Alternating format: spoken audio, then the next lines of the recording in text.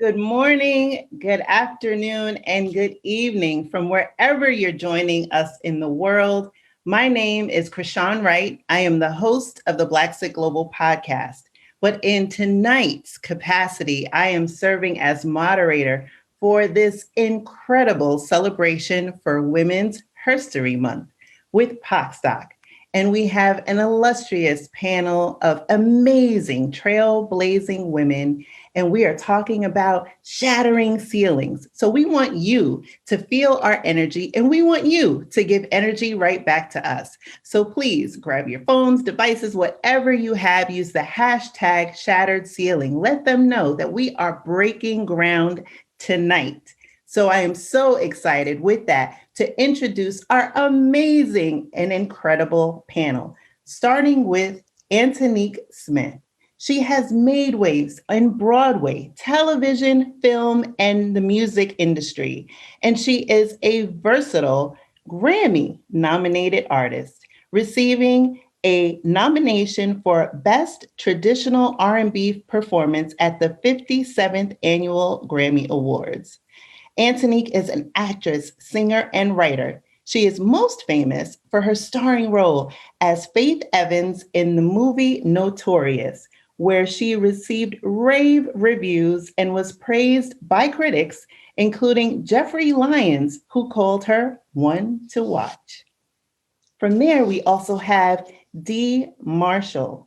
She is an international speaker, certified coach, leadership trainer, diversity consultant, and published author. Dee is the CEO at Diverse and Engaged and recently named Top 50 People of Color by Rio, Top 25 Influential Black Women in Business by the Network Journal, and Top 25 Leading Women Entrepreneurs.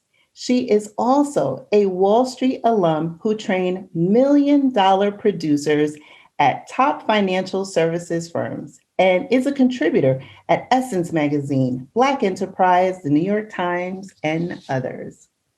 We also have Avis Yates Rivers. She is the CEO of Technology Concepts Group International, TCGI. Avis sits at the helm of a multi-million dollar company that she built from the ground up. TCGI is an asset management and procurement solutions provider, as well as a value-added reseller.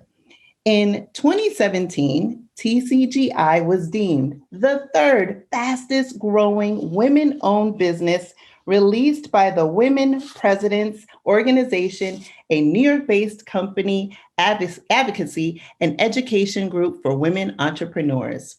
In 2020, TCGI was named Supplier of the Year, Class 3, by the Eastern Minority Supplier Development Council. And lastly, but not least, we have Aisha Glover. Aisha has over 15 years of experience as a convener, champion, and agent for economic empowerment and social responsibility. Aisha serves as Vice President of Urban Innovation at Audible, where she works to develop innovative solutions towards equitably and purposefully exemplifying what a company can be and what they mean beyond what it does. So with that, I am so happy to sit in this seat tonight and moderate this incredible conversation. So welcome, ladies. So with that, I want to start by asking each of you. So we'll do a round robin. So we are in this time, and you have, as I read, some incredible backgrounds. So I would love to get a brief synopsis, if you could share what was your journey and share that. Let's start with Aisha. I was going to say, don't start with me, don't start with me. Good evening. No, just really honored to be here and privileged to be against among such great and talented women. So my journey, oh goodness. I guess I like to say that I've held many positions, but my charge and my purpose has pretty much stayed consistent. I've been in nonprofit now for about 15 years and have always focused on ways to think creatively and innovatively about what economic development can mean. I was raised with a strong sense of purpose. My mother was an educator and an activist, so there was a lot of critical thinking in the house that was, no easy answers, but really raise us with this sense of what our impact can and should be. And that's in every sense of the word, right? That's your environmental impact. We were learning about recycling at a very young age. That is our social impact, our economic impact. And so I've just taken that with me throughout my journey and my career and my personal and professional life. And what that's looked like is really being able to help drive economic development in Brooklyn at the Brooklyn Navy Yard. This huge industrial park surrounded by a community of color that really didn't have access to many of the opportunities that were in the Navy Yard, right? And so we're really trying to think about how we take this large economic engine and ensure that it had the right impact on the surrounding communities. And, we just had such tremendous traction there and flagship programs and initiatives that I decided I wanted to bring some of that same energy and impact to the city of Newark. So I came to Newark a little over 5 years ago and was really honored to be working alongside Mayor Baraka and bringing in really trailblazing programs to assist women, efforts to ensure that there was equitable development in the city. I had the privilege of leading the bid for Amazon's second headquarters, which brought a lot of attention to the city. And so, having led and supported a team that helped to find over 2,000 local residents jobs within corporations and anchor institutions here, increasing our local procurement. So all those things really drove me to where I am now at Audible to see how far we can push this from within a singular company. So I do that, from with a lot of support and love and care from sister friends, from family. But I really believe that you should go where you're appreciated. You should go where you're valued, because then you could really bring your best to the table. And the city has really embraced me. The women in the city have really embraced me, and the company sought me out. And so I'm just really looking forward to see, what we can do and how far we can drive this. Yes, and I am so honored to be in this seat because I've heard so much about you and the work that you've done. And so I think we are all excited to hear more and impressed with your background. And so from there, we'll go to Antonique. Same question. Can you tell us a little bit about your amazing and incredible journey? It's been some kind of journey for sure. I'm a girl from East Orange, New Jersey. Shout out to Aisha for working in Newark. I'm very proud of where I'm from. And so, I was just a girl who was inspired to sing by Whitney Houston. I sang in church growing up. I wasn't good. I could not have been on Star Search. But, I'm a Leo. So I had that boldness that I prayed. I was praying in church. It's like, God, I just want to sing. Just give me a voice. And at some point he did give me a little something. Thank God. And, but, even as a little girl, I was, I had a tape recorder and I was making like different characters, and I would be the men and the women, and I would do puppet shows. And so I was acting and singing and doing all these things just to entertain myself before I really knew what I was doing. And it was honing my skills early on, and so, but there's nothing else I ever wanted to do. So one day I was singing in New York City and I was pursuing music first. That didn't go my way initially. And an agent heard me singing and said, I want to represent you. Do you have an agent? And I was like, no. And she was like, well, I would love to represent you. And that led to me starting to book acting jobs. And I ended up playing the lead in Rent on Broadway. I played Mimi. And then, things just started to really blossom. I kind of stopped well, I didn't stop pursuing music, but I definitely was riding the acting train. It's like, well, hey, people booking me, so I'm gonna go I'm gonna keep doing this. And I love it too. I love both. It's like having two children. I love them both, acting and singing. So it's been an incredible journey. And now I also spend a little bit of my time as what I call an artivist. And so, when I was in 6th grade, my school didn't have Martin Luther King Jr.'s birthday off. And I started a revolt until they gave us the day off. So that was my little first activism, my little Angela Davis in 6th grade moment. And then in 2014, I was asked to sing on a climate change, the first climate change album called Heal Our Mother Earth, done by the Hip Hop Caucus. And I didn't know anything about climate change other than polar bears and ice glaciers. And in East Orange, ain't no polar bears, ain't no ice glaciers. So it didn't seem relevant. Didn't seem like nothing that was going to really affect my life at all. And then when they started explaining to me that people of color are dying from cancer and asthma, and then that's from the pollution that they're putting in our neighborhoods. They call us the sacrifice zones. And so, but then also the effects of climate change, the floods, the Katrinas, the Sandys, the Marias, the Harveys. I mean, we're the ones that are underwater. And so when I heard that, I not only sang Mercy, Mercy Me on the album, but I never looked back. And I've been a full out artivist ever since. And that's my journey. Just honestly, my journey's been one of passion and wanting to give, wanting to share my gifts, whether it's my singing or my acting, my ability to make people feel things and when they watch a movie or when they're, in a theater or whatever it is. I want to give that part of me to everyone. And I also want to help our people not die anymore. And start to thrive. Like we got to get past not dying anymore. And then I want us to thrive. Then we got to get into those economic conversations because there's so much systematic stuff against us. But yeah, so that's my journey. I say it's been just a blessed journey of passion. No, that's incredible.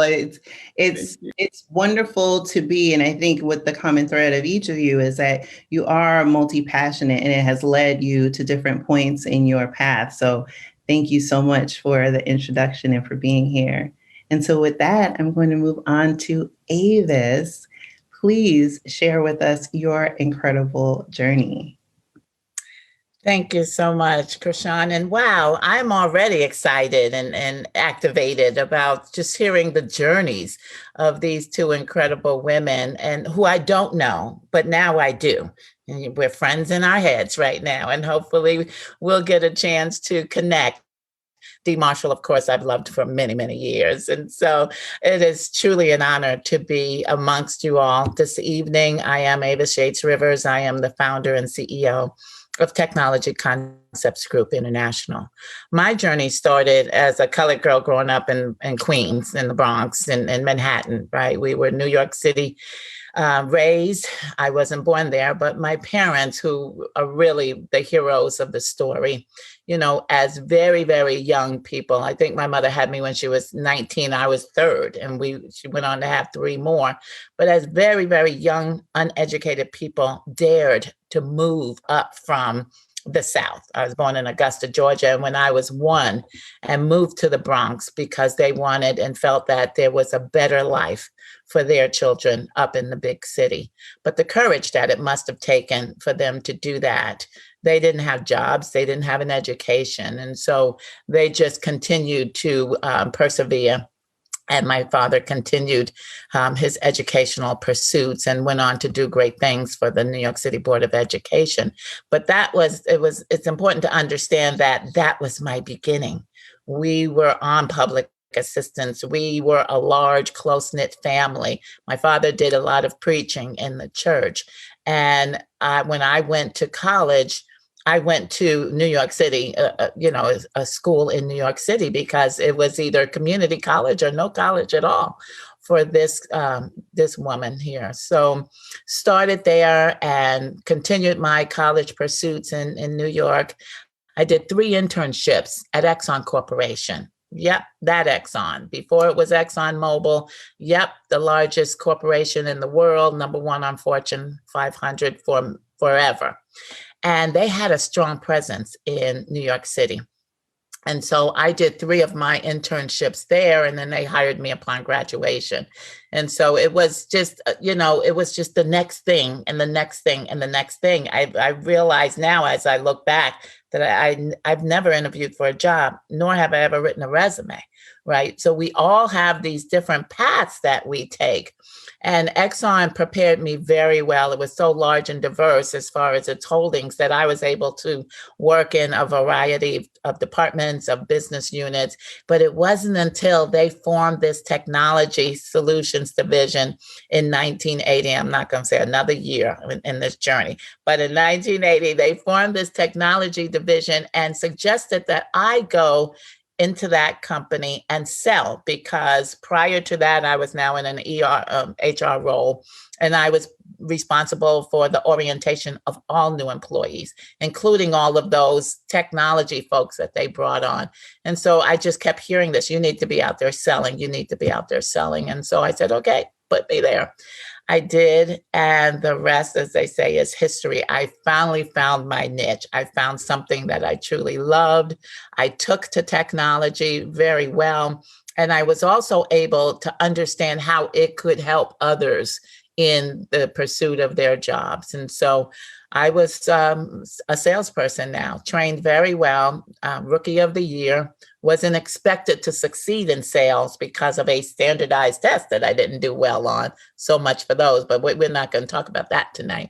But did very well. And once Exxon decided after 5 great years that they really were an oil and gas company and they were going to pull out of the tech industry, I knew that there was a window of opportunity there. I knew that there was going to be a lot of customers who were no longer going to be receiving support from Exxon. And so I asked for the install base. I got it. Lesson number 1, ask for what you need. Ask for what you want. I got it. I called on those corporations, and my first customers right out the bat were Exxon themselves, New York Times, AT&T, Hoffman LaRoche. And I knew I had a few years in that transition of the new company, pulling the old stuff out, and Exxon exiting the industry altogether. And so that's how I got my start. That was 36 years ago. And the journey, all those 36 years, because technology is forever moving, forever changing, forever improving. And I've been able to, continue along that journey. I have now founded 5 companies and acquired 2.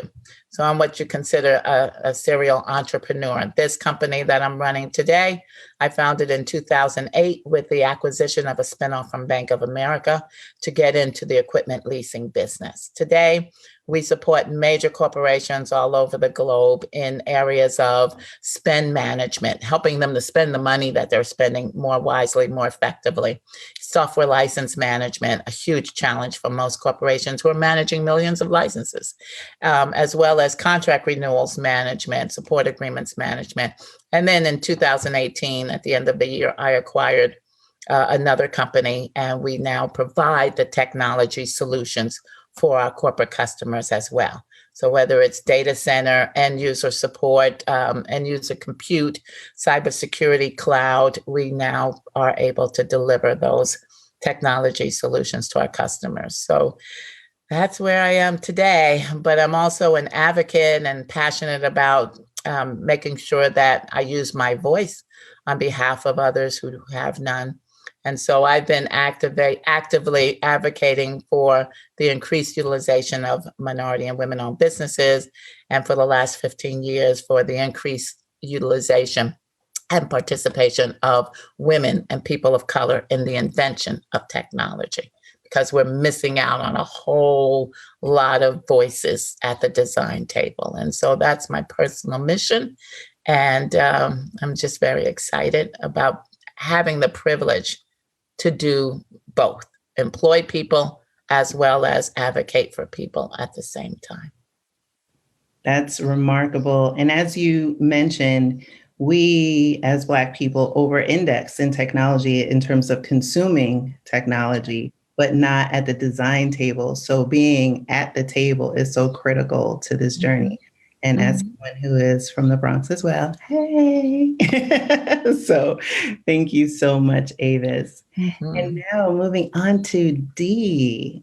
Dee, welcome. And I know you sat in this seat before, so a little bit of pressure, but welcome. So please share about your incredible journey. Sure. But I'm so excited to be here. I love the stories. Hearing Aisha's story, I know Aisha and Avis. I follow her story. I take notes from her. But then also Antonique, just feeling your energy and your spirit. So excited to be here. So my story, I feel like it's a thread of other women's stories that I've shared here. So I'm really my backstory is largely inspired by purpose. So, as you mentioned, everybody, my name is Dee Marshall, and I'm the CEO of Diverse and Engaged. And the work that we do is leadership development, workplace culture, and diversity. But how I, got to where I am now is the backstory of, being groomed in corporate America, working in corporate America, super conservative, white male dominated financial services. But I'll go back a little further and just say, my background, I'm a Jersey girl. I like to say I'm a New York Jersey girl, in that I've always lived in Jersey. And before I started my company, I always worked in New York City. And so I felt like if you had 3 of your services in New York City and you lived in Jersey, you could claim New York City. So I'm a New York Jersey girl. I had my gym. When I worked at the New York Times, I worked out on 43rd. Maybe in the 40s, my dentist was on like 43rd. And then there was the nail salon. So, but I consider myself a New York Jersey girl, but I grew up in New Brunswick to a single mom who had 2 children by the time she graduated high school. But she was a wonderful woman. She is a wonderful woman. She's super funny. And whenever people meet my mom, they're like, oh, I get you now, because it's just like my mom. So, but yeah, so, and I was a painfully shy kid growing up. People never believe that, but I had an uneventful childhood. I was a cheerleader, but definitely painfully shy up until early 20s. So, but yeah, my first job was in financial services. I worked for Merrill Lynch, was my very first job. In fact, now people, I don't know, I might be dating myself, but I remember going to my first job, and the woman who trained me, her name was Liz. Liz used to smoke at her desk, and she would lean over like this. Dee, is that okay? She smoked at her desk, but she was so sweet to me. She was really kind, and my boss at the time was really kind, but I was the only one who looked like me there. And that had been, my story for much of my career, in corporate America, but it was a place where I was inspired. I was working for Merrill Lynch in central New Jersey. Nobody there looked like me, but I went there with great work ethic, and I knew to show up on time. I knew, to do the best that I could. And it was a place where I was just inspired to go back to school, to finish my degree. And eventually I circled back. But a lot of my career prior to starting my own company was in, top Fortune 500 firms. My background, training and development. So by trade, training and development, I trained financial advisors, they were called, financial consultants from Merrill Lynch. And so we bring in motivational speakers, get a load of that, like Gladys Knight came in, Vernon Jordan came in, Martha Stewart. And I remember there was a super big price tag, and it was, it was a big to-do, but they paid her $25K to come in, right? Yeah. So that was part of my journey, but I'll never forget what was really powerful about my time in financial services was a boss that I had. Her name was Debbie Aldridge. She was a senior vice president. She was super sharp, super powerful. She was the only woman at her level. And I remember her saying these words to me. She said, find something that you love to do and you'll never work another day in your life, or find your passion. And when she said that, I had never been introduced or invited to find my passion. That was the very first time I heard that. And it really inspired me. Training and development inspired me. I think I found my passion in training and development, because in corporate, when you are working on doing better in your business. And that's what we were doing in financial services, right? Training $1 million producers. It was how to manage a book of business, how to manage your team, how to manage assets. And so everything was about doing better and being better. And so when you work in that space, there's a natural overflow. And so that inspired me to be better. And so that was really my backstory in terms of, what I did before starting the company. I also have part of my backstory is September 11th.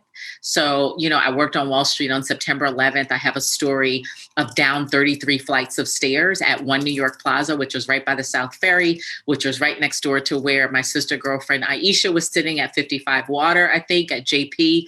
We have a lot of similarities in our stories. And September 12th was where I had a defining moment. And September 12th was, the day and the season that really launched me into I'm going to say, pursuing my life's work.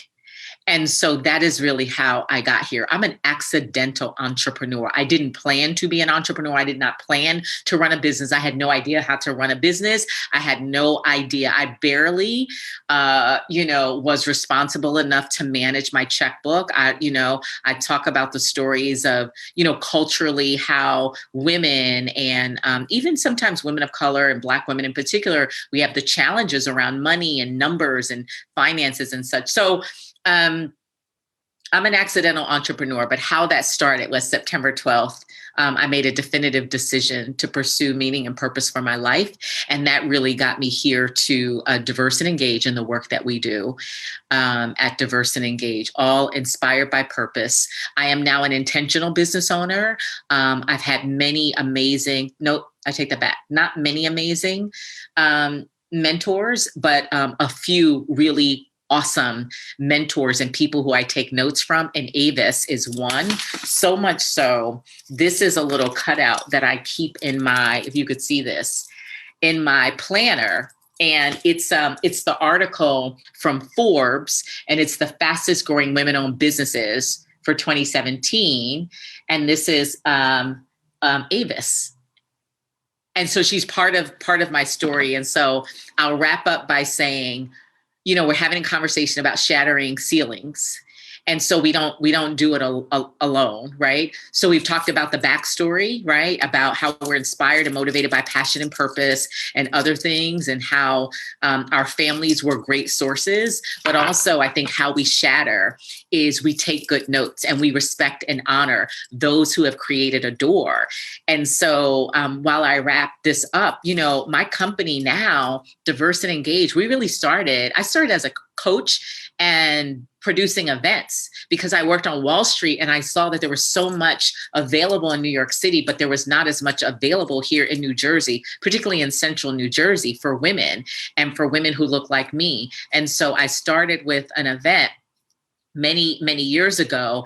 And I think I only did one event that I funded myself. And after that, it was all corporate sponsored. And so I found corporate partners. That's where we started diversity recruiting and the value that we would add to corporations and really, and then coaching, doing executive coaching, evolved the company to what it is now, where we restructured and rebranded and relaunched the company 3 years ago to better tell our story and to prepare to go big.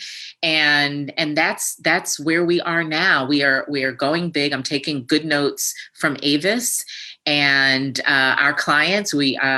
So my office is actually located downtown Newark. So I am a transplant on purpose. Yes, I am in Newark twice on purpose. So I love Newark. For those who might question, now, where are you? You sure? Yes, I'm here. And I strategically moved here to be right next door to my largest client at the time. They are no longer my largest client because we have others. But I will end by saying, it's a journey. And I love this conversation about shattering ceilings, but you do that by really taking good notes, respecting and the folks whose shoulders you stand on, and then also paying it forward, never back. It's just no way that you could pay back, but certainly pay forward.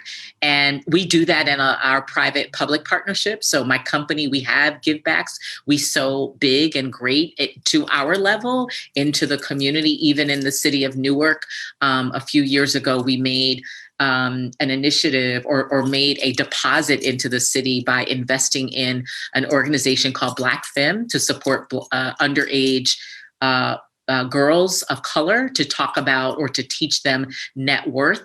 And so those are some of the things that I am equally passionate about, as well as in 2 years ago, launched Diversity on the Hill to further do what Avis and what Aisha and I think Antonique mentioned, and that is really advocating for somebody. And so that's how we're serving in the world. So thank you for allowing me to share. That's remarkable. And being able to give of your overflow and find that inspiration and use that to propel you in different direction is so critical, because the journey, as each of you shared, is not linear. And so with that, I love the sisterhood that we have here, this virtual sisterhood that we have commune in this space. But the reality is that we are doing this virtually because we're in the midst of a global pandemic. So with that, I want to segue into talking about the elephant in the room and how each of you have been able to navigate this time and how COVID has impacted either your business or your company, and just how you are staying, energized and keeping your cup full. So let's do a reverse order, and I'll start with you, Dee. So I think if the question is how I've been navigating and keeping my cup full, well, I'll start by saying I just came back from a retreat. So I retreat at a place. It's a Black-owned establishment. Many of you may have heard. It's called the Mansion at Noble Lane. And Monique Greenwood, who's the former editor of Essence magazine, many years removed, she owns the place. And so I just came back. And so for the last year, that's been my retreat, because prior to COVID, I travel approximately 25 to 35 speaking engagements every year for the last 4 years. 25 to 35. So I've never not been on the road for a full year, not 6 months. So retreating, getting away. Now this weekend I hosted there. But prior to that, I've gone alone. So I drive up alone and unplug, because COVID, it's been overwhelming. And I'm finding just the volume and the weight of the season and the work is just heavy. And so a lot of brain fog. And so managing my health and my wellness, turning off, turning down.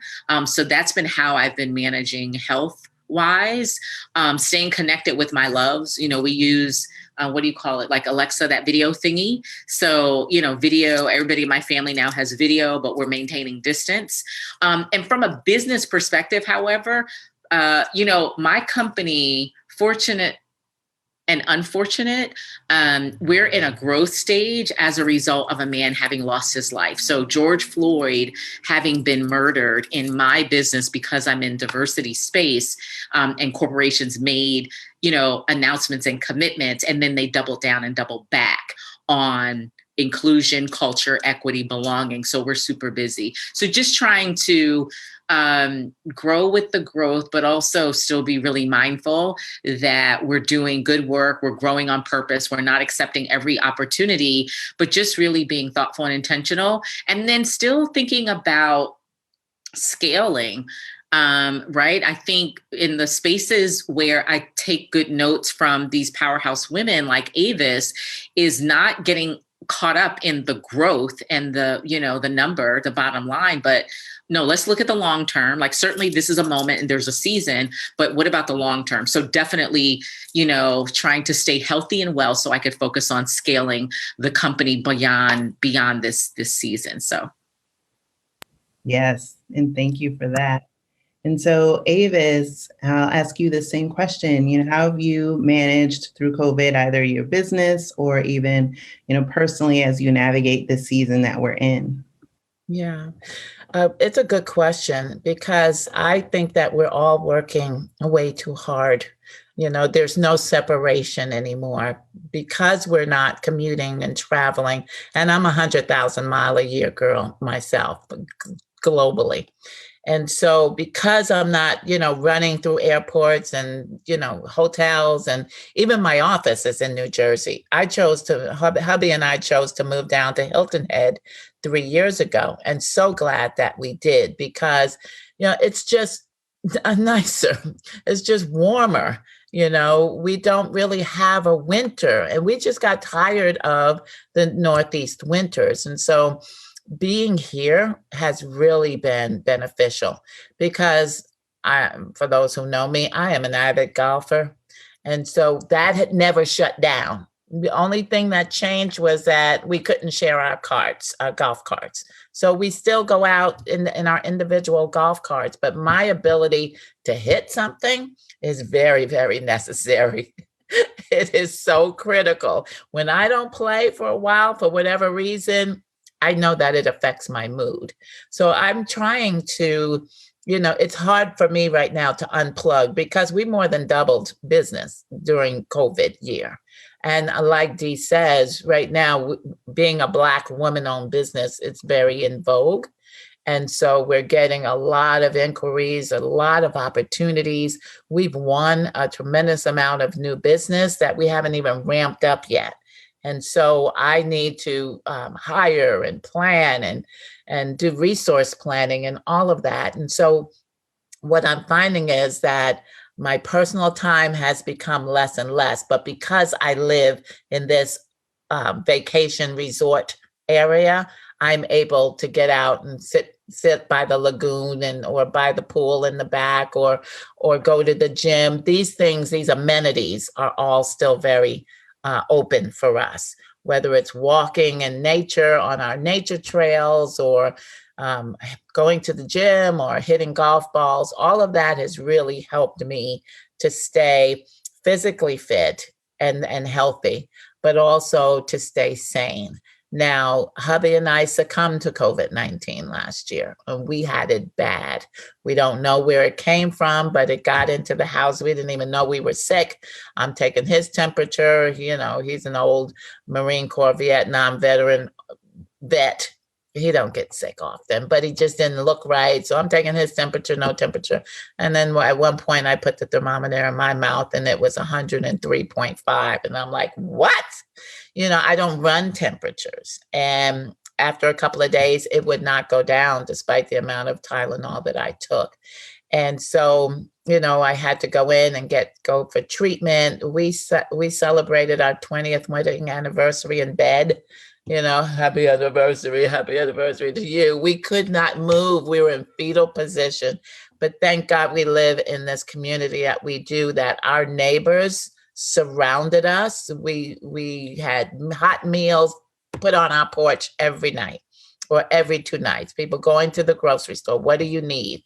And so I just felt and continue to feel very blessed by being able to go through the disease ourselves. And by the way, there were 9 of us in our house that time. My mother was visiting, my son and his 3 kids, my 1-year-old grandbaby, my sister, my aunt, my cousin. And most of us did get the disease. Some did not. The children never experienced any symptoms. I was worried about my 84-year-old mother at the time. And that old G walking around like nothing ever happened to her. She was fine. It was me and Bob who were sick. So, thankfully we did get through it. And, right now I'm trying to figure out how to move more because that COVID-19 has landed on these hips. Despite the fact that I'm very active, physically active, I'm still living more of a sedentary life than I have ever had. And just not getting up, moving, running to airports and stuff is really showing up on these hips. So just trying to figure it all out, trying to figure out how to eat like I'm not on vacation because I look outside and I think I'm on vacation. So just those kinds of things I'm still working on, but I do try. And since we're empty nesters, there's no kids and grandkids who actually live here, but hubby deserves some time too. So I'm trying very hard. I'm a work in progress. Don't judge me if you're listening. I'm trying to cut it off and to spend more time with him. But we're having a wonderful time down here. And so glad that we moved down to South Carolina. Has made the world of difference. So lots of prayer, lots of activity, lots of, just this feeling of contentment has helped tremendously. That's fantastic. And so happy that you both were able to make it to the other side and are in better health. So thank you for sharing that. So I will move over to Antonique, because I'm trying to do reverse order. Antonique, so I know you have, as an artist and an artivist, how have you had to pivot during this season? Super pivot. First of all, let me just say, Avis, I hit a few birdies in my day, but my club's a little dusty. I'm a hermit in COVID. I have not left the house. I even have a balcony that I don't use, but I do have a Peloton, and that's the little bit of exercise that I get. Super pivot. My industry closed. We shut down hard. I really feel bad for my Broadway friends because when they they're shut down. But a few TV productions have been able to get back to work, and some movies have been able to get it. But I'm not in any of those productions, so I'm still home. But everything has become Zoom. So I've been, I've been continuing to sharpen the saw by Zoom. I've been doing a little Zoom singing and Zoom, panels like this and, giving back and things like that. I started a couple businesses, so I got my little entrepreneur thing going. I definitely was not expecting that just literally came out of COVID. It was just okay. So I have a lot of free time now. What should I do? Because the last year started and it was about to be the best year ever. I booked Genius Aretha, which just aired this week, which has been, I think, one of the highlights of my life, playing Aretha Franklin's mother. Thank you. And I was shooting that right before COVID, literally, I was supposed to go back to Atlanta. They ended up rewriting it, so I never had to come back. But we shut down on March 13th. The whole industry, everything started to shut down on March 13th, but I was supposed to go back on the 14th. So it was just oh my God, wait, what is happening? And I had also booked a pilot, an ABC comedy pilot that was supposed to shoot, and that never happened. They completely just let that show go once COVID hit. And so it went from best year ever to oh no, what is happening? And then it quickly became, is everybody safe? Is everybody okay? I started knowing people who were passing away, and it was just it started to get real dark. It started to get really scary. But thank God my family, everybody in my family, and it's passed through the family a little bit. I come from a really big family. So when I say a little bit, it was a lot of people, but just still not, compared to how many of us there is. My father's one of 10. So, when a cluster of 7 people get it, that's still not a lot of people for as big as our family is. But that became just the only thing I cared about, is like, okay, I'm gonna do my little entrepreneur thing here to start, little side hustles to make some money, because my industry shut down. But as long as my family was safe and well, that literally became all I cared about, because I started to see so many people passing away. And I lost a couple friends, and it started to, like that anxiety of sleeping at night and just starting to worry about your family. Because I spend a lot of my time in Los Angeles, and all my family's in Jersey. And so, just worrying about them was what made it the hardest part of the year, I think. But meditation, Peloton, I people don't know this, but I like playing games. I got me an Oculus, a little virtual reality goggles, and I'd be like looking crazy playing games and stuff. So I'm a big kid, but so I tried to enjoy myself while also definitely diving pretty deeply into the entrepreneur thing. And thank God everybody's safe, and I'm safe, and we're all good, and y'all are all extraordinary ladies. I'm so happy to be amongst you. Yes. And so glad that, we know that the entertainment industry has been hit really, really hard. And as people that have, frequented, either looked at movies or gone to Broadway shows, we definitely feel the impact. And it isn't anything in comparison to the actual artists and the people behind the scenes that are impacted. So definitely, encourage everyone to take the care that they can to, give that self-care and find the joy as you have. And like you said, it led to other endeavors. So thank you so much for sharing that, Antonique. So now let's move over to Aisha. Same question. So how has COVID impacted, you from a business perspective, and how have you been managing from a mental health perspective? I usually say I'm healthy and still relatively sane. Last year has been different, right? And so I think it's just set me up for a lot of reflection. I've been a lot more thoughtful about trying to find balance earlier in the pandemic. From about March till May, I was working round the clock. Newark's Mayor Raz Baraka asked me to take the lead on the city's contact tracing effort. And so trying to stand something up pretty aggressively, onboarding hundreds and hundreds of volunteers, doing fundraising, and trying to add additional infrastructure and capacity to the Department of Health. I also co-chaired his reopening and recovery task force. So there was just a lot on top of the day job and on top of the family and on top of, trying to navigate the madness that was 2020. But what that did was, I feel like we've all heard this or said it in different ways.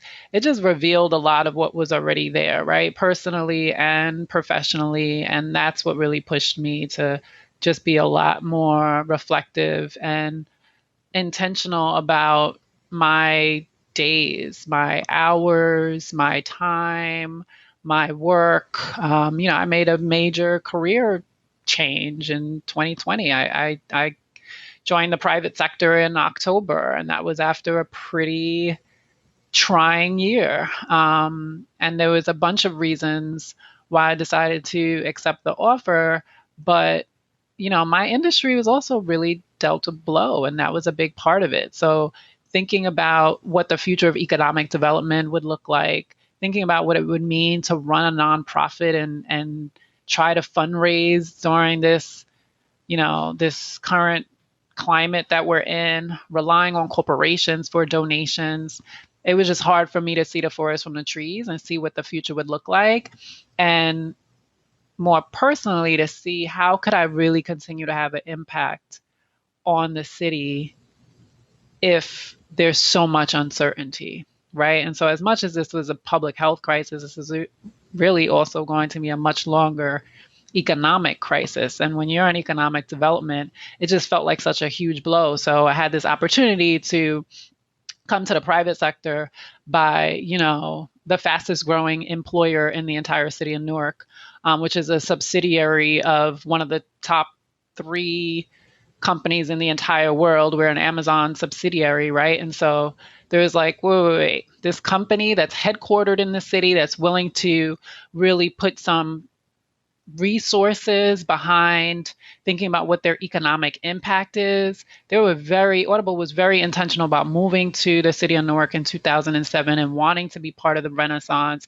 So many of the programs and initiatives that I was working on launching, Audible had already done or was in the process of doing, like very much startup minded, very much like, let's just jump in, not waiting for others, right? And really taking on that disruptor mentality. And so I was impressed with them when I was working with them on the outside, and, kind of just said, why not? If this could mean me having an even greater impact on the city of Newark. One of my mentors said, but do you want it? Is this good for you? Is this good for Aisha? I was like, this is great for the city. I think it's going to be good for Aisha, but this is like the right thing, the best thing to do for the city. And obviously down the line, it'll all make much more sense. But right now, I just felt like, how could I be in this space, in this sector, and not make this move? And one of the signature programs, as you were talking about, the actors and the people kind of behind the scenes that were impacted, one of the signature programs that really made me commit is called Newark Working Kitchen. So Audible stood up this program 3 weeks into the pandemic and started paying restaurants to stay open and to prepare meals and then distributing those meals across the city to people that need it the most. So it was going to frontline workers, but also going to public housing, senior housing, the homeless. And to date, over 850,000 meals have been provided. It's been provided and running every single week since April of 2020. And it's retained over 200 jobs, dozens and dozens of businesses. And for me, for a company to be able to move that quickly and say, we're going to run this, we're going to dedicate time, energy, and resources, because there needs to be something, there needs to be a bridge until we can figure out what the long-term solution is going to be. I was just really impressed with their ability to move so quickly and dedicate, they raised over $11 million and kicked in half of that themselves, right? And so for me, I'm like, wait, if we could do that times 10 or times 100 and really focus on Newark and economic development and ensuring that the people that live here and residents and entrepreneurs benefit, it just really felt like a no-brainer. So, I just kind of could not take it, right? So all that's meant for me now is just trying to continue to find that balance, right? Everybody's already said it, the lines have blurred and all of that. So trying to be very disciplined in my structure. All of us are, I'm sure, disciplined in our professional lives and disciplined in executing. And so I'm trying to make sure that I bring some more of that discipline into the structure of my personal life as well. Yes, and that it's moved from work-life balance to work-life integration in so many ways, because as you mentioned, the lines are blurred, and we didn't foresee, I don't think anyone could foresee that we'd be in this for a year plus. And so without any end date, as human beings, we learned to adapt and create ways to then go from that stage of trying to understand what was going on to, I guess, acceptance, and then moving on to, okay, how do I rebuild and how do I put back things or create that structure that allows me to thrive? So thank you for sharing that. That's so important.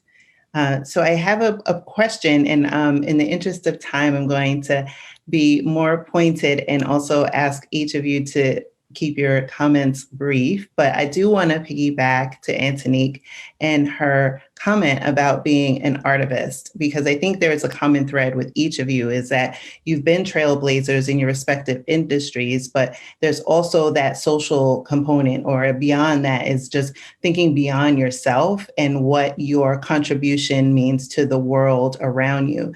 So Antonique, if you could just share a little bit more about the phrase that you coined, artivist.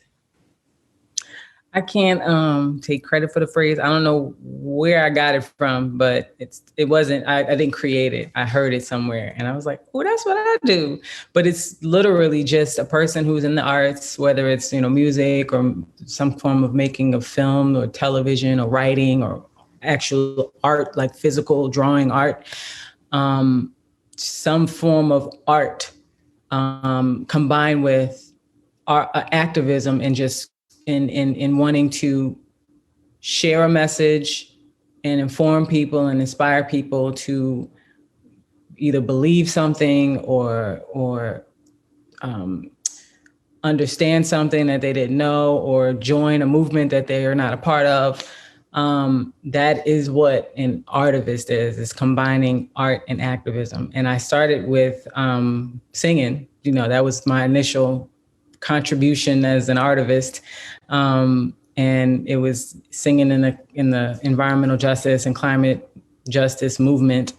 And now I'm an executive producer as an artivist. I executive produced a stand-up comedy special, thank you, a stand-up comedy special about climate change set in Norfolk, Virginia. And I say Norfolk, but that ain't how they say it. So, in Jersey, we say Norfolk, but it's Norfolk. So they're down there struggling because the sea level risings cause their area to flood, even when it's sunny outside. It doesn't even have to rain for them to flood. And it's Black people, low economic area. And that is honestly the thread that runs through the issues that we're finding is they call us the sacrifice zones. We're the neighborhoods where all of this stuff happens. And so the comedy special, in a few minutes, we got to take Black pain and turn it into Black joy.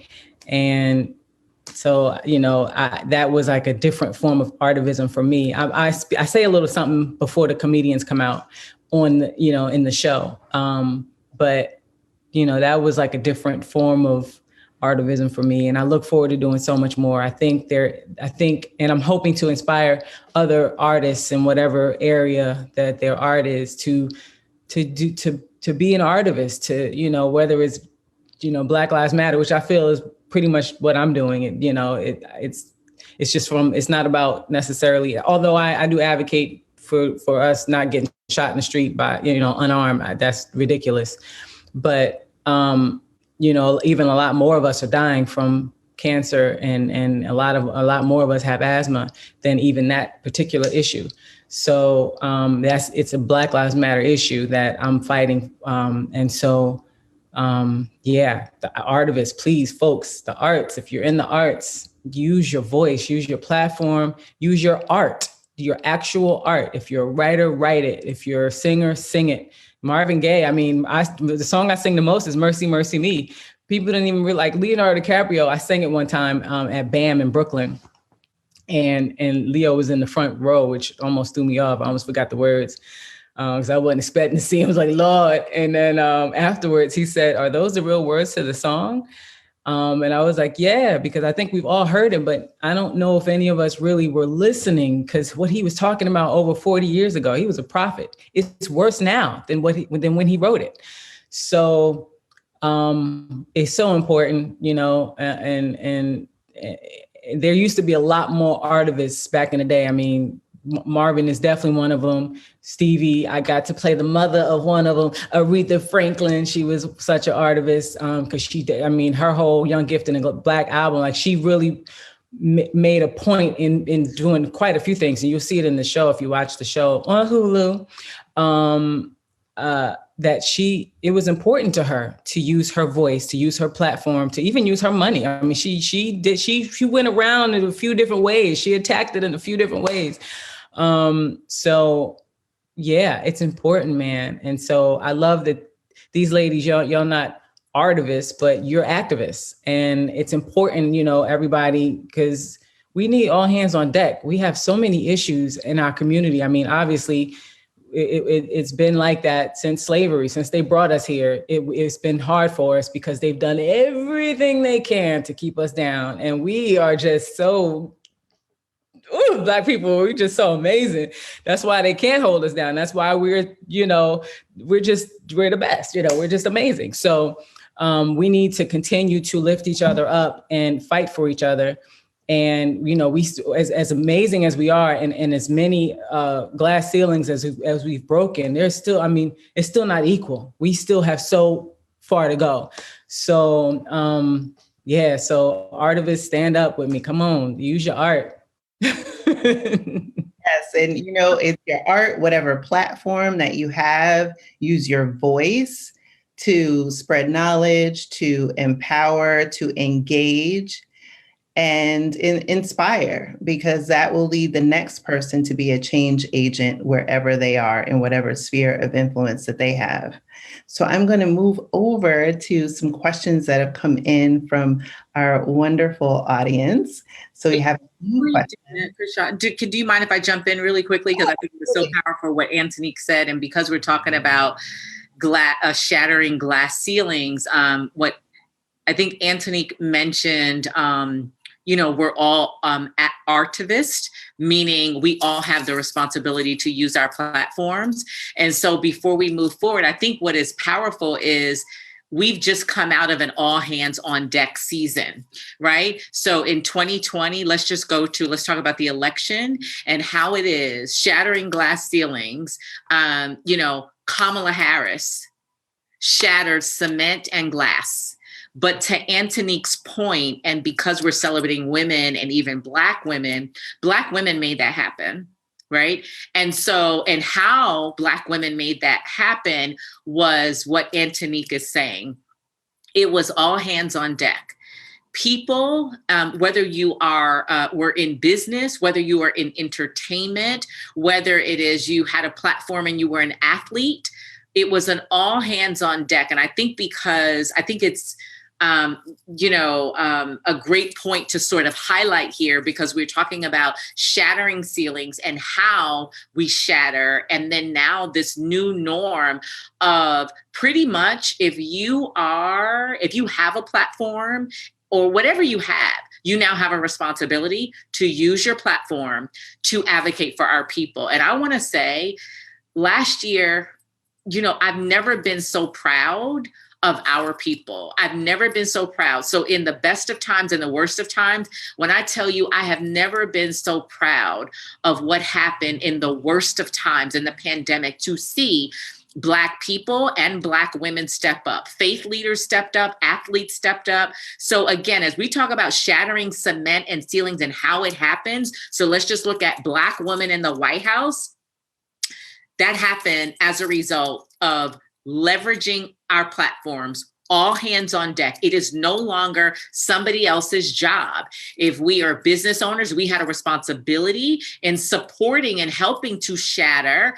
If you were, again, an employed professional, if you were an educator, I look at people like entertainment, look at like not just Antonique, but like even Oprah Winfrey, she stepped up in a major way, and she never really had prior to that been as much of a lead in I think in advocacy, right? I look at athletes. If we look at, the LeBron James of the world, like they're right. So athletes using their platforms and taking a stance, and then you have entertainers. So I just wanted to just highlight that and connect the dots, since we're talking about the 2 points that Antonique said. Where we are right now as Black people, people of color, and people everywhere, we turned a corner last year, and it's all hands on deck forever. We now have a responsibility for our communities, not just women, but we all should be doing something to serve and to give back to our communities, whether it's in a formal capacity or whether it's in an unofficial capacity. And that is how we shatter glass ceiling, cement. And that is how we shatter and break down barriers and doors. Like we have responsibility. We're talking about including us. We have responsibility to then lean in, right? As a result of a man losing his life, George Floyd and corporations speaking out, we have an opportunity to lean in and to look to the left and to the right and say, hey, this is not okay. There's lack of representation here. Or, hey, this is not okay. Our people are not being served and supported here. Or, hey, this is not okay. We're being left out of this. And, hey, this is not okay that this, vaccine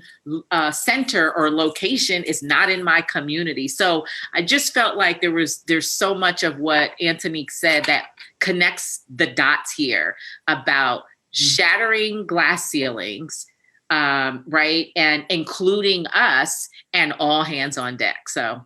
Absolutely. And it takes a village. I think we all have a responsibility to stay engaged.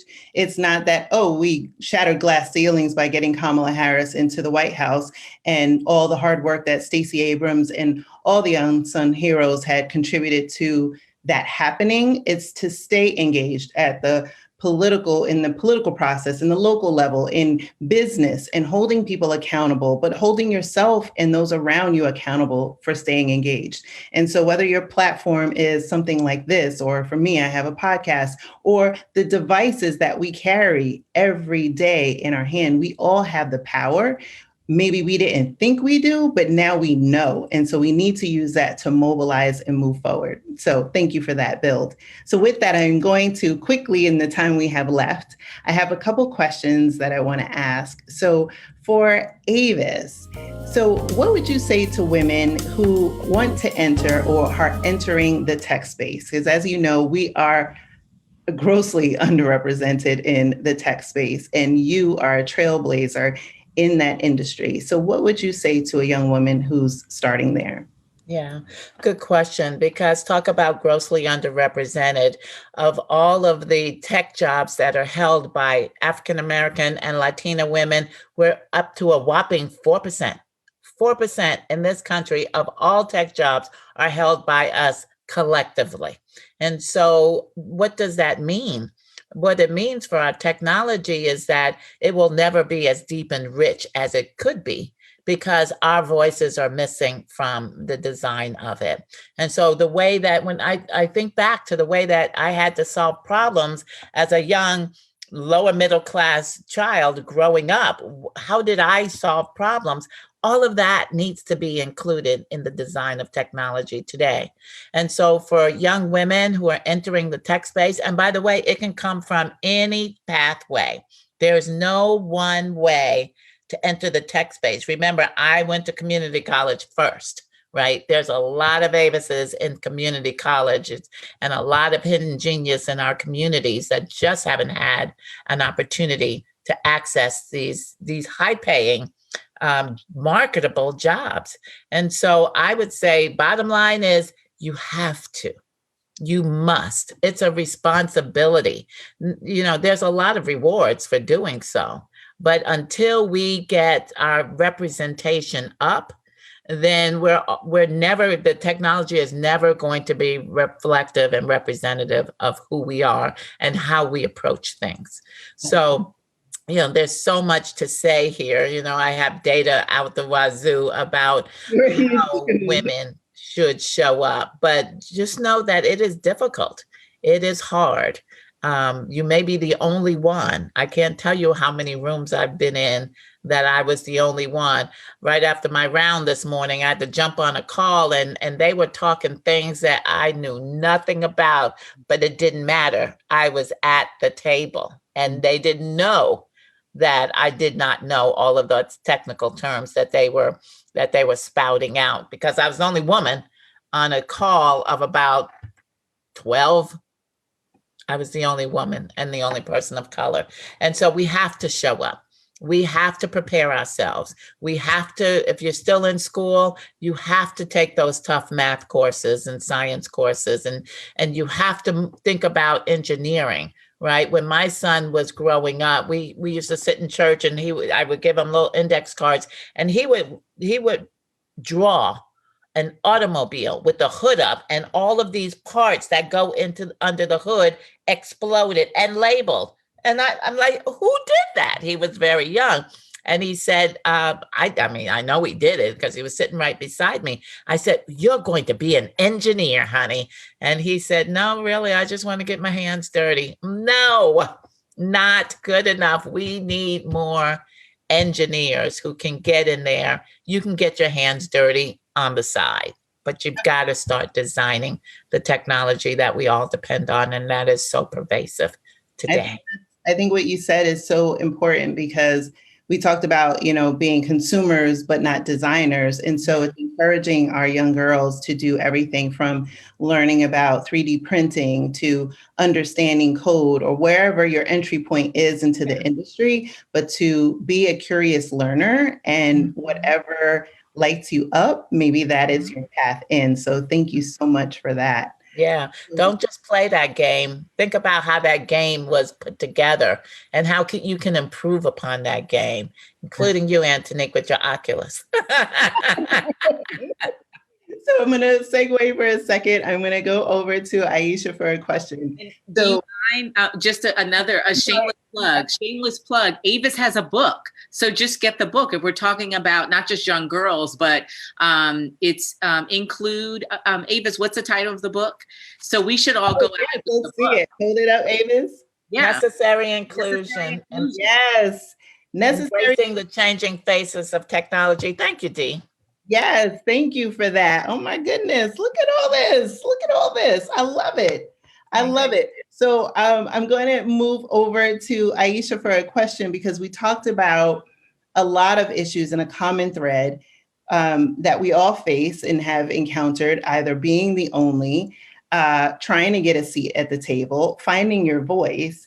And then, as Dee articulated earlier, under the backdrop of everything that's gone on in 2020 and companies now paying more attention to D&I. So how has that come to life for your company? Sure. So I'm only a few months in, and I guess for me, the way that diversity and inclusion has played out in my career is, like my co-panelists here, oftentimes being the only, especially being in economic development, real estate. My first job in nonprofit was in sustainability and environmental education, very much underrepresented by people of color. And so I think just learning how to be comfortable with that and not doubting yourself, making sure that you're leading with some level of confidence of why you're at the table and in the room. Don't be comfortable that you're the only one. Just be comfortable in knowing that you're in spaces that you belong, right? I think sometimes when we're the only one, it's like, do I really belong here? And that self-doubt starts creeping in, that imposter syndrome starts creeping in, when in reality, you do deserve to be there and you have earned it, right? So I think just first and foremost, when we are present in underrepresented meetings at tables and in industries, it's just really important for us to kind of own the space that we're in. Fortunately, what I've experienced since joining Audible, I was very direct in my outreach, and there's nothing wrong with interviewing your employer, interviewing your client, right? Do you want to work with this company or for this company? Do you want to sell your services? Do you want to be putting in hours on their behalf? I interviewed nearly the entire C-suite. I asked for specific metrics on their senior leadership, what representation looks like. I'm Afro-Latina, and so I was asking specifically about, all right, how many Black folk y'all have? How many Latinos do you have? What does that look like across different, levels, right? Because that's important for you to know and have a better understanding when you negotiate. But B, you also want to know like how serious a company is, right? And so I was very impressed with their track record, their honesty, their intentions. And it was just important for me to I do that even when I'm partnering with people, right? When I'm trying to figure out who our clients should be or who we're going to serve.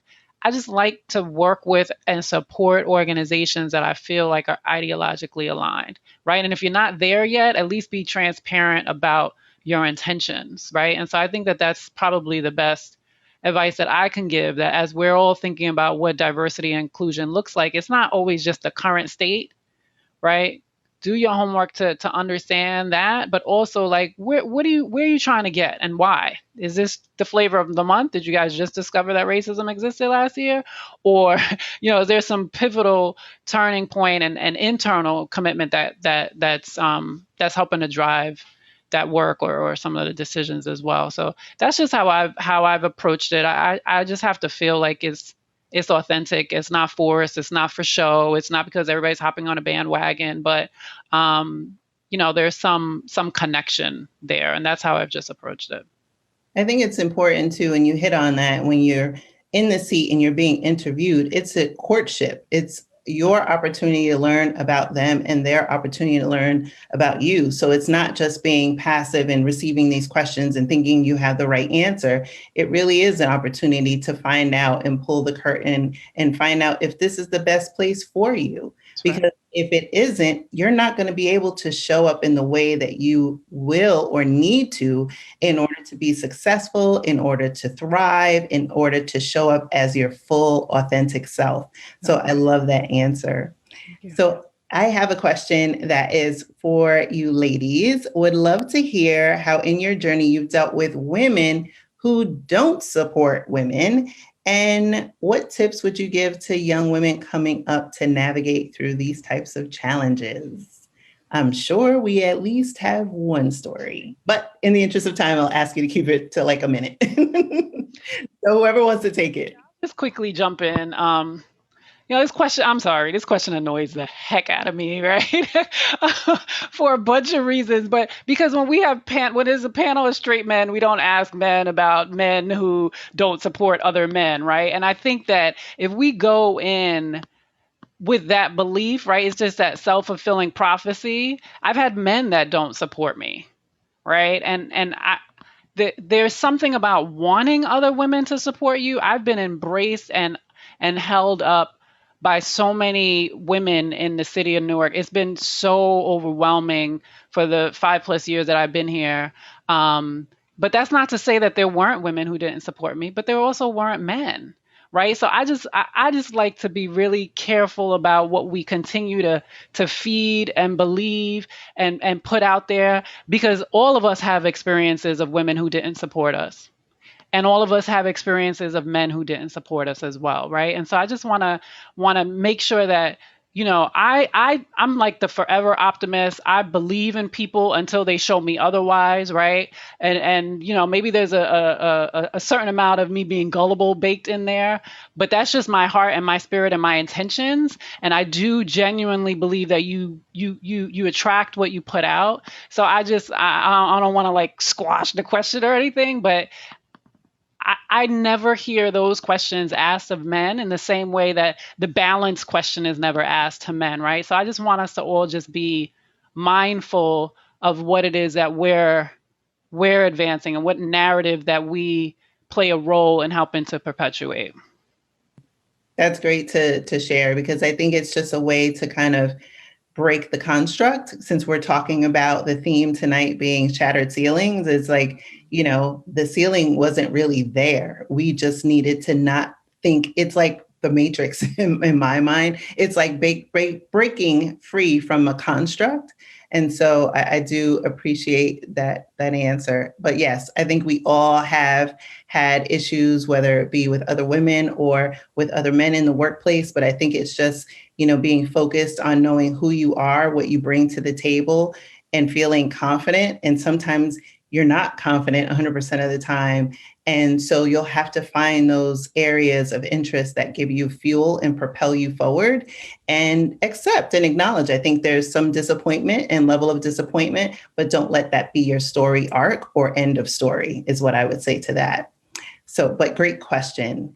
So I have another one. So how are you feeling about the new administration as it pertains to advances in social policies that directly impact women, whether it be pay, maternal health, family leave and the economy. And I know we are only about 64, 65 days in, so into the new administration. But I would say, and maybe tweak that a little bit, but to looking at the social policies that we know we're all impacted. And I think women definitely take the brunt of responsibility, whether it be in our roles, in our careers, or as caregivers or members of our families. And so do we feel, or do any of you feel, a sense of hopefulness as it relates to this new administration? And I see, Antonique, you're nodding quite fervently, so why don't you take that one? I do feel hopeful. I mean, first of all, the things he said when he was running, the things he said that he wanted to do, and then secondly, he put his, I don't know, his money where his mouth is, but he put it in action by making a woman, and a Black woman, his running mate. I mean, that to me was the biggest sign that is like, look, I'm trying to do something different here. It's not going to be business as usual. And it showed to me that he does care about doing things socially, putting constructs together for women specifically. I mean, I think it was either yesterday or today, he posted something on his Instagram about equal pay for women. And so already it's early. I mean, he just got started, and he's definitely had some other more pressing issues of trying to make sure that we can finally get out the house and not die. So I think that he tried to focus for first and foremost on the just keeping us alive and trying to get us back to a sense of normalcy, and so that we can start living again. But he's definitely made it clear that women's rights and the things that are important to us and the things that have not been fair to us, and trying to right some of those wrongs is important to him, and something that he is definitely going to focus on. And I feel hopeful about that. And I would say to that as well and I think it goes back to something, I agree completely. And I think it goes back to something that we said earlier about staying engaged and being engaged. And so recognizing that this doesn't come necessarily from, President Biden. It's looking at our local elected officials or whatever our sphere of influence, whether you are an athlete and you are a college athlete. We heard a lot about the women's basketball team. And so just being top of mind, or whatever industries and whatever influence that you can, these issues are important. And so it's not just one figurehead, it's all of the people that play a role. And we have a responsibility as the collective to come together and advocate for ourselves so that we can make sure our voices are heard. And that's when we get to a point, and I believe President Biden had said, where we don't have to talk about equal pay anymore, because there will be equality, there will be parity. And so we can achieve it, but it requires us to be engaged and not take a step back and wait for somebody else to lead on our behalf. So with that, I think we're down to a few final questions. So this one, I think, I know I've dealt with, but it's workplace or unconscious bias. We've talked about being in the workplace. We're all Black women. We've either are leading, companies, or have worked in teams, or are artists. And, at the end of the day, we are Black women. We are who we are. And sometimes we have to encounter these issues. So how have you managed, unconscious bias? I'm curious, anybody who's had a personal experience that they want to share. Yeah, the working title of my book early on was Not All Bias is Unconscious, but I had to step back from that because I wanted it to be bought. So Necessary Inclusion became the title. But unconscious bias, I think it's just important for all of us to recognize and acknowledge that we're all biased. We're all biased because of the overload of information that our brain has to process. And so it creates shortcuts. What we do need to figure out is, in folks like Antonique, how we can show better, more positive images of Black women in all media forms, right? Because it's those negative images that are constantly bombarding us, which causes people to figure that all Black women are the same. They're this, they're that, they're angry. And imagery is very, very critical to our psyche. And so if we all go on to Implicit Bias website and take a couple of those tests, we'll realize that we're all biased because of the images and the other information that our brain tries to process on a daily basis. But that doesn't mean that when we encounter bias, we don't stop it dead in its tracks. And there's so many things that we can do without being contentious about it. Because how many times have we heard, oh, I want to talk about race, but it's such a difficult, uncomfortable conversation. Well, why? Why is it uncomfortable? Why is it difficult? Because you're coming at it from a position of bias. And so I think some of the things that we can do is when we hear bias or when we hear comments that are being made about somebody else or even about ourselves, that we stop it in its tracks. People telling jokes that are off color, we stop that in its tracks. People trying to tell us something about somebody else. I don't have time to think to know information about anybody else. Really, just stop it in its tracks. I don't care where it's coming from. It could be the boss, could be the coworker, it could be anybody, a friend or an associate. We have to stop it as it started to perpetuate. And that's all we can do, right? And we have to be able to arm ourselves with enough confidence to know that, you may not think I belong here. I know I belong here. And that will help us in our quest to stop it. I can't tell you how many times I've walked into a corporate boardroom with my team, my diverse team, and invariably the folks start talking to the white guy as the leader of the team. And I just sit back and, and let it play out. I don't need to decide who I am. I know I pay that guy. So it doesn't bother me. And that's the other thing is we have to stop taking things so personally, right? Because oftentimes it's not. And that does impact how we react to things. And so stop the bias in its tracks. Know that we are all biased. But if we start changing the representation and the imagery that we're being bombarded with, that will help a great deal. Absolutely. That is a fantastic answer because we all have a responsibility. And I think Aisha had mentioned it earlier about being able to fill the space and know that you belong. Right. And so I think that is also what I took away from your answer. So thank you for that, Avis. So as we wrap up, I know in the interest of time, we have to bring this lovely sisterhood conversation to a close. I want to definitely thank each of you for your time, your energy, your enthusiasm, and your authenticity in this conversation. This has been really impactful. I mean, for everyone who's listening, who's watching, wherever they are in the world, I hope you have taken something away from this conversation with these amazing, incredible, trailblazing women. So on behalf of pocstock and the rest of the team, I want to thank you for showing up tonight, and we look forward to seeing you at the next event. Continue to shatter those ceilings.